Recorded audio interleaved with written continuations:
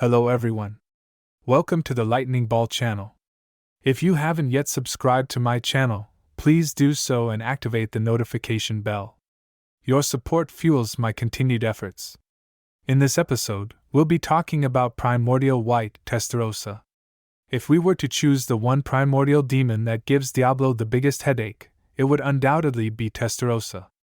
In many ways, Testarossa is very similar to Primordial Black, Diablo, such as having an extremely intelligent mind and a strong ability to control situations.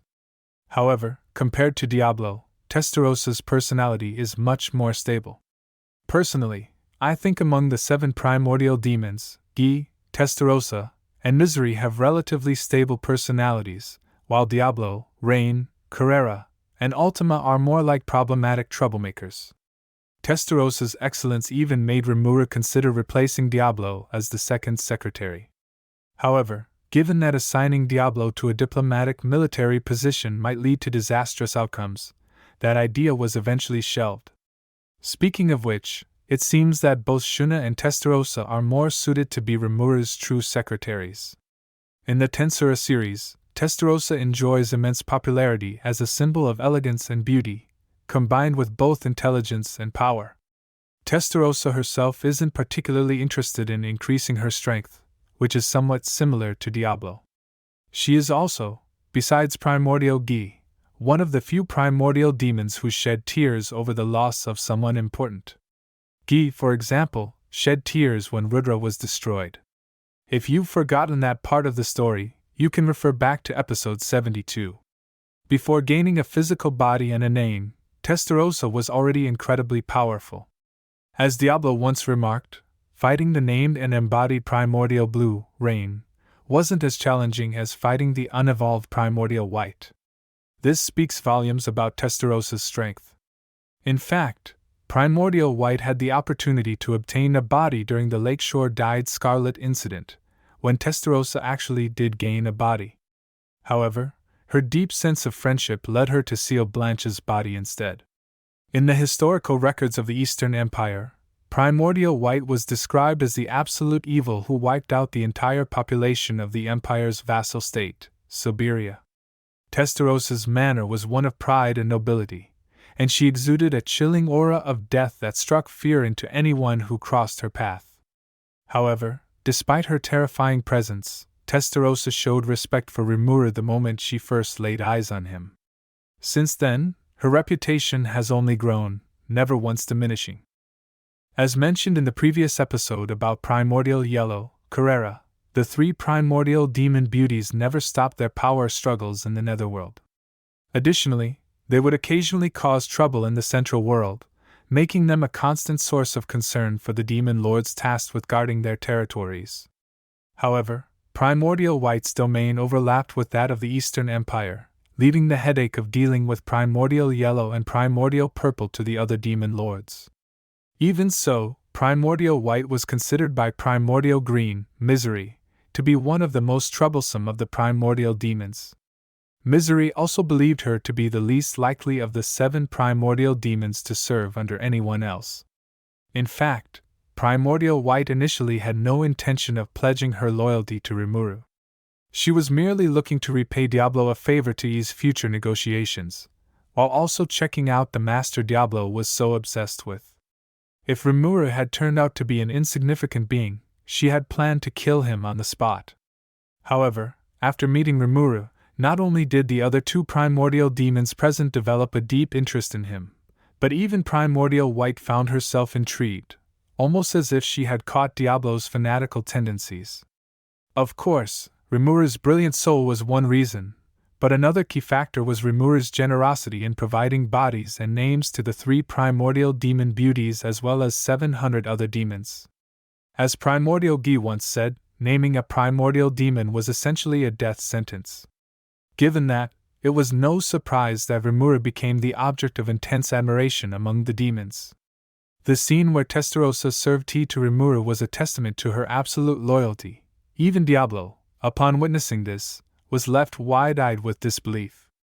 The act of Testarossa making tea was considered an almost impossible feat.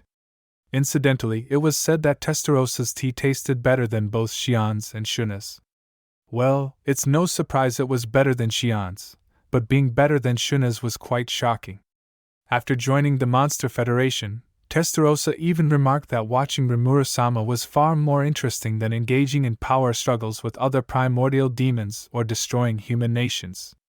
Doesn't it seem like Testarossa's admiration for Rimuru-sama is very similar to Diablo's? This stands in stark contrast to Primordial Yellow Carrera's unreasonable antics and Primordial Purple Ultima's playful cuteness.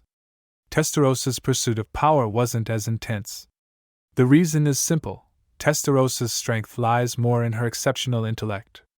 More precisely, Testarossa is a queen, not a warrior.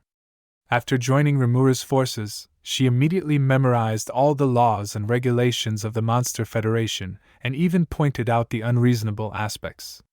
In her first appearance as a diplomatic envoy at the Western Council, she not only used the Council's laws as a shield to thwart the remnants of the Rosso family's plot but also effortlessly forced back the summoned primordial green misery. This part of the story was detailed in episode 27. From that moment on, Testarossa became a figure with absolute authority and influence within the Western Council. Testarossa's maturity also showed in her ability to conceal her true nature, to the extent that few people knew what she was really like. A clear example of this was when Gobta nearly lost his life for speaking disrespectfully to her. When it comes to courage, Gobta is definitely the boldest in the Monster Federation. In terms of magical control and skill, Testarossa ranked just behind Guy and Diablo, placing her third among the primordial demons and among the top tier in the Monster Federation. Testarossa's calm decision-making and bold judgment were actually supported by her powerful assistant, Moss. Moss is considered the oldest and strongest demon after the 7 primordial demons. That is why some people love to call him the Primordial Grey. Testarossa was extremely strict with her subordinates. According to Moss himself, since he came under Testarossa's command, he has been ordered around every day, sometimes even facing life-threatening situations. In a rare slip of the tongue, Moss mentioned that he has been serving Testarossa for over 10,000 years, and even the slightest objection to her orders could result in having his ears blown off. When Rimuru-sama praised Moss, he broke into a cold sweat, fearing that his superior, Testarossa, would be jealous. Moss possesses the unique Skill Reaper, which allows him to split into countless small clones and gather intelligence from all over, even the most secretive consultations. Moss also has exceptional analytical abilities, enabling Testarossa to stay informed about key intelligence from various countries. Whenever Testarossa calls Moss, she can instantly obtain the information she desires, making him akin to Iron Man's Jarvis. Moss also has the well-known ability Infinity Eater, a powerful skill that even caused trouble when stolen by Vega, leaving even formidable beings like Diablo and Zijin with headaches. Another named subordinate of Testarossa is Cien, a young demon with the title of Empress Secretary.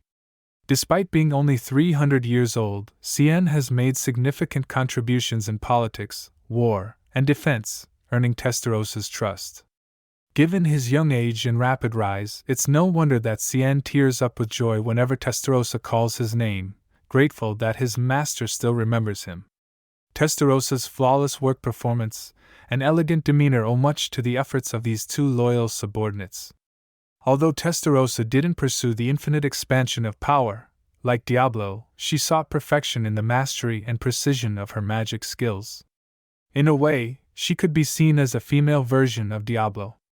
In episode 35, Testarossa demonstrated her advanced magic control by using nuclear magic, Death Streak, to annihilate the entire Imperial army within the area. Death Streak releases waves that agitate spiritrons, generating radiation in the form of dark light. This dark light penetrates all barriers, rewrites the genes of living beings, and causes death by destroying their souls through infund piercing. Although it causes no physical damage, the mutation it triggers quickly decays and disintegrates the target's body. The downside of this nuclear magic is that it's ineffective against spiritual life forms or beings with soul memory, those who can regenerate even if their physical bodies are destroyed. Still, it remains one of the most terrifying curses. Testarossa's greatest power boost came in Volume 15 of the Tensura novel, which we also discussed in detail in episode 53. Testarossa received 100,000 souls granted by Rimuru, allowing her to evolve into a Devil King. In episode 61, during the battle aboard the airship, Testarossa faced the arrogant scorched dragon, Velgrind. It's important to note that, even with Rimuru present, Testarossa was the actual commander of this critical battle. This showed her leadership in life and death situations. Another key point is that, by this time, Testarossa had obtained her ultimate skill before Carrera and Ultima, which further proves her maturity in terms of both technique and strength. Testarossa's ultimate skill, Lord of Underworld, includes the extremely rare World System skill After World, a power that no one would want to face. The reason why Testarossa gained this death-controlling ultimate skill might be tied to her battle mentality. Testarossa firmly believed that losing her body and returning to the netherworld equaled failure. We can contrast this with Carrera, who didn't care about failure at all. But for Testarossa, failure was unacceptable, and her competitiveness was, in fact, incredibly strong. In her eyes, a draw was acceptable, but admitting defeat and fleeing was a failure. On the other hand, as long as one didn't give up, it was not considered a loss. This mindset was also why Testarossa continued to challenge Zijin over and over again, despite knowing she could not defeat him. Perhaps this unyielding determination was what led her to obtain the ultimate skill, Lord of Underworld, which governed life and death. After her evolution, readers often focused on Testarossa's versatile abilities, but in reality, her improvements were comprehensive. Her basic existence points tripled from her pre-evolution state, reaching 3.33 million. Although Testarossa's strength wasn't on par with Diablo's, she possessed overwhelming combat awareness and top-tier battle techniques. A prime example of this was during her fight against the vastly superior Velgrind. In this battle on the airship, she materialized her magic into a whip of flame because magic was ineffective against Velgrind. It's important to note that Velgrind was astonished that a primordial demon, who took immense pride in her magic, would easily abandon it in favor of physical attacks. The proud Testarossa was willing to sacrifice her personal glory for the overall victory of Rimuru-sama, which was an incredible transformation. As previously mentioned, through her training battles with Zijin, she understood the importance of close combat, and Zijin was the nemesis of demons who prided themselves on magic. The three primordial demon beauties developed a strategy to materialize their will into weapons, proving Testarossa's extensive battle experience and skill. This gave Velgrind's parallel existence a hard time, preventing her from effectively attacking Testarossa, successfully buying time for her allies' victory. At this stage, another aspect highlighted Testarossa's superior intelligence and strategic vision. Rimuru's battle against two true dragons was one of the novel's most significant moments, and several key figures observed this fight, all of whom were among the most insightful in the Monster Federation. First was the slacking off Diablo, present on the battlefield under the pretext of acting as a guard. However, several others secretly witnessed the entire battle. Sue observed through his clone, while Rimuru and Testarossa watched through Moss's clones. In contrast, it was clear that Xion, Carrera, and Ultima had simpler mindsets in comparison. Most of the time, Testarossa exuded a negative aura, but occasionally, she showed kindness to people other than Rimuru-sama. For instance, after the war with the Eastern Empire, she helped alleviate the negative emotions of the Imperial soldiers. Of course, in the Lakeshore Dyed Scarlet incident, Primordial White also displayed strong emotions, but such instances were rare. We will dedicate a full episode to discuss this story in the future. One exception, as mentioned earlier, was Gobta. In the entire Monster Federation, Gobta was the only one bold enough to say things like Testarossa being a weak woman, completely unaware of the danger in his words. At first, Testarossa was quite annoyed, but strangely, as time passed, she didn't come to dislike Gobta and even paid less attention to his rude comments. Of course, one reason was that Gobta had Rimuru-sama's special permission, even allowing him to make snarky remarks toward Rimuru-sama. Anyway, Gobta will always remain the most peculiar figure in the Monster Federation. Additionally, during the battle in Ingracia, Testarossa had a favorable impression of Hinata, likely because Hinata was also highly intelligent and had a cold demeanor. The collaboration between them during the Ingracia incident was seamless, and they efficiently exchanged intelligence, quickly uncovering the root of the disturbances in the capital. Testarossa even briefly considered bringing Hinata under her command. For more details on the battle in Ingracia, you can check out episode 97, so I won't go into too much detail here. One important note is that during her battle with Vega, Testarossa revealed another trump card, White Flare, a higher-level nuclear magic combined with Afterworld after awakening her ultimate skill, marking her strongest attack to date. Lastly, in Volume 21 of the novel, Testarossa successfully saw through Diablo's intentions and managed to prevent his reckless actions when Rimuru's Sama disappeared. This showcased her intelligence, which was why Diablo hated smart women. Currently, Testarossa was rushing to save Carrera and others who were frozen by Velzard. If the predictions are correct, Testarossa is unlikely to fight against the cryptids but might play a crucial role in the battle between Guy, Velzard, or even Nalim. We'll just have to wait for Volume 22 to find out. Alright, that's all for this video.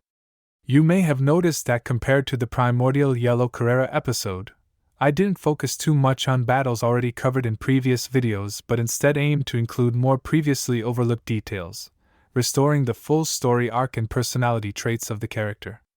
In terms of combat progression, Testarossa's growth might not be as obvious as Carrera's because she was already incredibly strong. That said, I'd love to hear your valuable feedback. I will carefully consider all suggestions to improve the video quality as much as possible. If you enjoyed this video, please like, comment, and subscribe. Your support is greatly appreciated. See you in the next one.